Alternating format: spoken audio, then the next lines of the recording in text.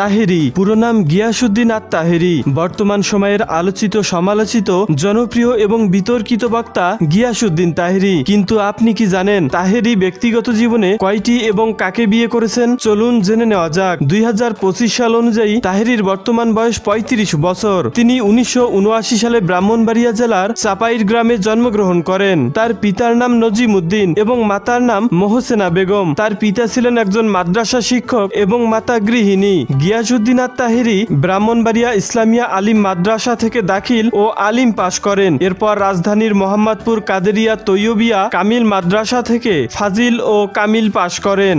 ব্যক্তিগত জীবনে গিয়াসউদ্দিন আত-তাহেরি একটি বিয়ে করেছেন এবং তিনি 2 সন্তানের পিতা। 3 বছর বয়সী একটি ছেলে এবং 7 বছর বয়সী একটি মেয়ে সন্তান রয়েছে। তার ছেলের নাম তাওফিক রেজা ও মেয়ের নাম তাবাচ্চুম জান্নাত। তাহেরি বিভিন্ন মাহফিলে তার বিতর্কিত কর্মকাণ্ড এবং বক্তব্যের জন্য সমালোচিত হয়েছে।